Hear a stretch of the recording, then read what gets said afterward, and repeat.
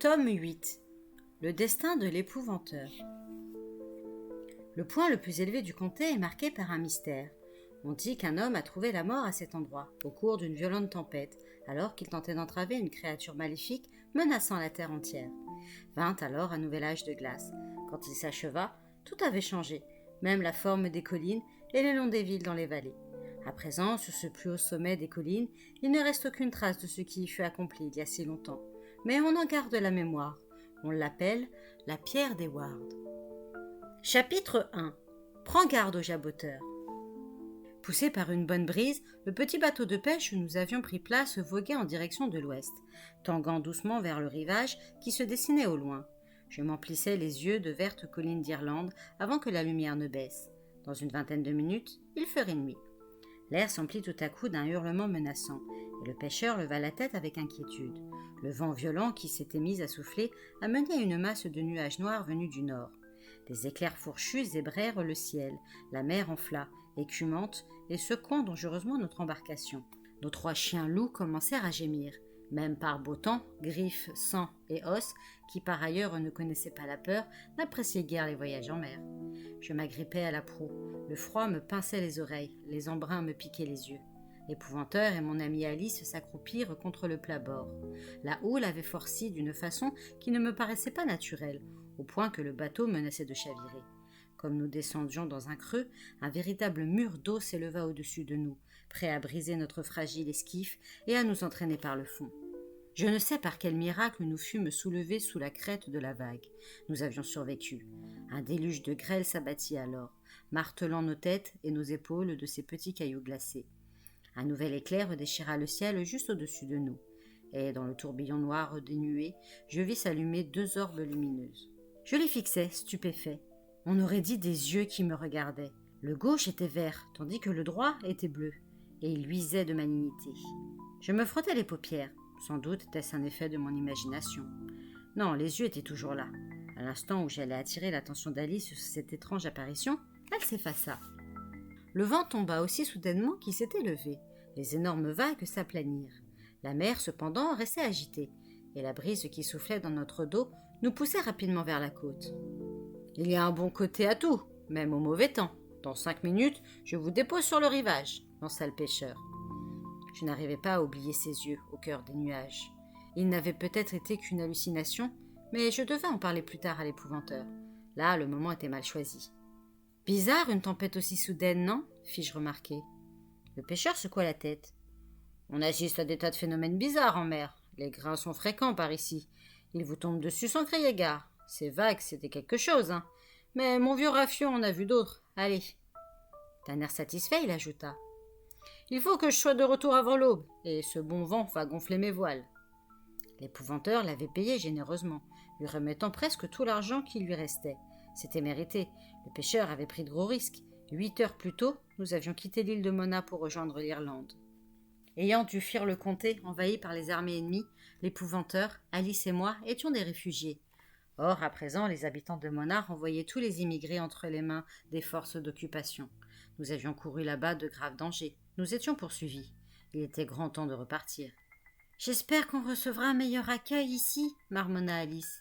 « Ma foi, jeune fille, il ne pourrait pas être pire que le précédent, » commenta l'épouvanteur. C'était bien vrai. Sur Mona, nous avions à peine débarqué que l'armée locale nous traquait. « Vous ne devriez pas avoir de problème, » cria le pêcheur, tâchant de se faire entendre malgré les sifflements du vent. « Peu d'étrangers s'aventurent aussi loin, et l'île est grande. Quelques bouches de plus à nourrir ne seront un souci pour personne. D'ailleurs, le travail ne manque pas ici, pour un épouvanteur. On appelle parfois l'Irlande l'île hantée. Elle abrite plus que son lot de fantômes. » J'avais entamé ma 3e année d'apprentissage auprès de mon maître, John Gregory, apprenant à lutter contre les sorcières, les gobelins et toute autre créature de l'obscur. Les fantômes, qui ne représentent qu'une faible menace, ne nous inquiétaient guère. La plupart n'ont même pas conscience d'être morts. Il suffit d'employer les bons mots pour les persuader de rejoindre la lumière. « Il n'y a donc pas d'épouvanteur dans l'île ?» demandai-je. « C'est une espèce en voie de disparition, » répondit le pêcheur. Il marqua une pause avant d'ajouter. « Il paraît qu'on n'en trouve plus un seul à Dublin, et la ville est infestée de jaboteurs. »« Des jaboteurs ?» répétai-je. « Qu'est-ce que c'est ?» Le pêcheur se mit à rire. « Toi, un apprenti épouvanteur, tu ignores ce qu'est un jaboteur ? Eh bien, tu devrais être plus attentif à tes leçons. » Ces réflexions m'agacèrent. Mon maître, perdu dans ses pensées, ne semblait pas avoir entendu. Il n'avait jamais fait mention de jaboteur et je n'avais rien lu à ce sujet dans son bestiaire. Il gardait précieusement cet ouvrage dans son sac. Il l'avait écrit et illustré lui-même, répertoriant toutes les créatures qu'il avait rencontrées ou dont il avait eu connaissance, et ajoutant des remarques sur la façon d'en venir à bout. Non, il n'y avait aucune référence au jaboteur dans le chapitre sur les fantômes, j'en étais sûr. « Je ne voudrais pas faire votre boulot, ça non, » continua le pêcheur. « Malgré ses colères et ses sautes d'humeur, j'aime mieux affronter la mer. Plutôt me noyer que de devenir fou. Croyez-moi, prends garde au jaboteur. » La conversation s'arrêta là, car nous accostions le long d'une jetée en bois reliée à un rivage de galets. Les 3 chiens sautèrent à terre. Nous débarquâmes moins lestement, transis et ankylosés. Le pêcheur prit aussitôt la mer, tandis que, quittant la jetée, nous trébuchions dans des galets qui roulaient sous nos pieds. On pouvait sûrement nous entendre de loin, mais l'obscurité nous dissimulait. De toute façon, si le pêcheur avait dit vrai, nous n'avions rien à craindre des autochtones. Les nuages étaient denses, et il faisait très sombre. Nous distinguâmes cependant devant nous la forme d'une habitation. Ce n'était qu'un hangar à bateaux délabré, qui nous procurait un abri pour la nuit. L'aube fut plus clémente. Le ciel s'était éclairci, le vent était tombé. Si le froid était encore vif, ce petit matin de la fin février avait déjà des parfums de printemps. Le pêcheur avait appelé cet endroit l'île hantée, mais son nom d'île d'émeraude lui convenait parfaitement, bien que le comté fût tout aussi verdoyant. Alors que nous descendions une pente herbeuse, la cité de Dublin nous apparut en contrebas avec ses maisons serrées les unes contre les autres de chaque côté d'un large estuaire. Tout en marchant, j'interrogeai mon maître. « Qu'est-ce qu'un jaboteur ?» Comme d'habitude, je portais nos 2 sacs et mon bâton. Il marchait à une telle allure qu'Alice et moi peignions à le suivre. Il me jeta un coup d'œil par-dessus son épaule. « Je n'en ai pas la moindre idée, petit. Il s'agit probablement d'une créature que nous connaissions sous un autre nom. Dans certains pays, par exemple, on appelle les gobelins les kobolds. Il existe différentes sortes de gobelins, depuis les plus dangereux comme les éventreurs jusqu'aux cogneurs, relativement inoffensifs, qui se contentent de taper dans les murs pour effrayer les gens. Je trouvais curieux qu'on puisse les désigner autrement. Je décidai alors de confier à mon maître la vision que j'avais eue dans la tempête. « Vous vous rappelez ce grain qui nous a secoués si fort ? J'ai vu une chose bizarre dans les nuages, 2 yeux qui nous regardaient. » L'épouvanteur s'arrêta et me dévisagea avec intensité. La plupart des gens se seraient montrés incrédules, d'autres auraient ri tant cela paraissait idiot. Mon maître, lui, prit ma déclaration au sérieux. « Tu es sûr, petit ? Nous étions en mauvaise posture. Le pêcheur lui-même avait peur, en dépit de ses fanfaronnades une fois la tempête passée. Dans des moments comme celui-là, notre imagination peut nous jouer des tours. Il suffit de fixer les nuages pour y apercevoir n'importe quoi. » Ce n'était pas mon imagination, j'en suis sûre. Il avait bien 2 yeux, l'un vert, l'autre bleu, et leur regard n'avait rien d'amical. Mon maître hocha la tête.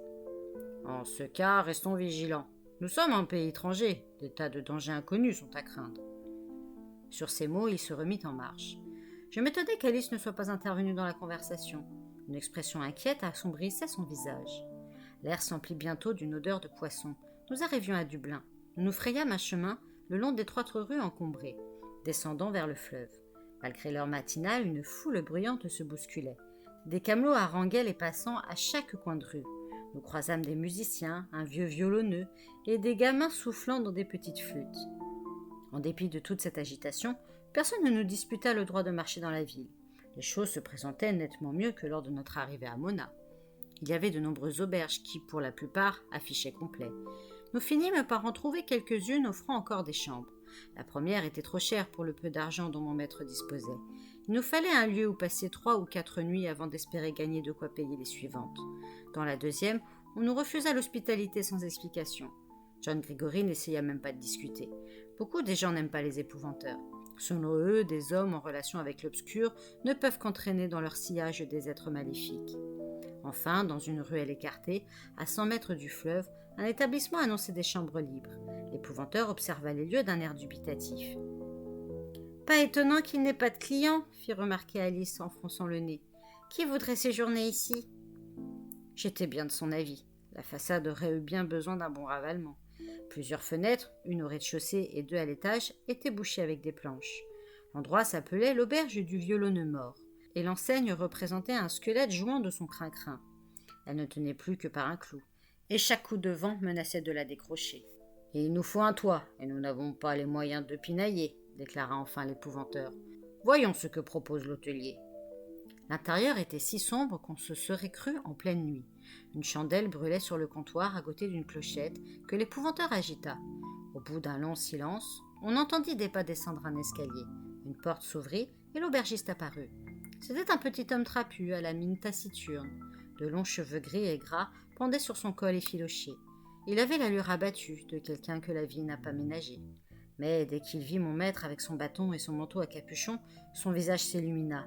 « Un épouvanteur !» s'exclama-t-il. « Mes prières ont enfin été entendues. »« Nous aimerions avoir des chambres, » expliqua John Gregory. « Mais dois-je comprendre que vous avez un problème ?»« Vous êtes bien épouvanteur !» reprit l'homme en jetant un regard soupçonneux aux souliers pointus d'Alice. Les femmes qui portent des souliers pointus sont généralement suspectées d'être sorcières. Dans le cas d'Alice, c'était exact.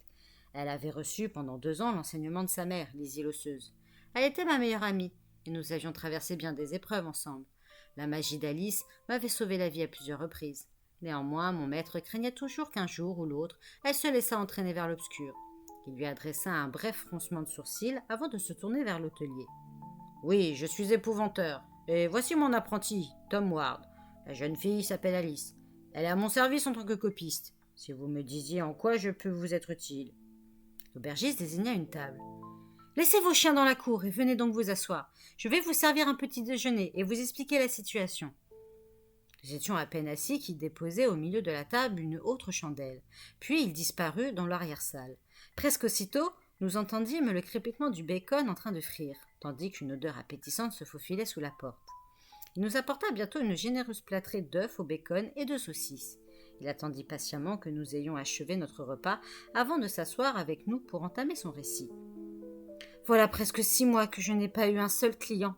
Les gens ont trop peur. Personne ne veut loger ici depuis que c'est arrivé. Aussi, je crains de ne pouvoir vous payer vos services en bon argent. Mais vous aurez 3 chambres gratuites pendant 1 semaine si vous m'en débarrassez. Qu'en pensez-vous ?»« Si je vous débarrasse de quoi ?» demanda l'épouvanteur. « Quiconque a affaire à lui devient fou en un rien de temps. C'est un jaboteur, et un de la pire espèce.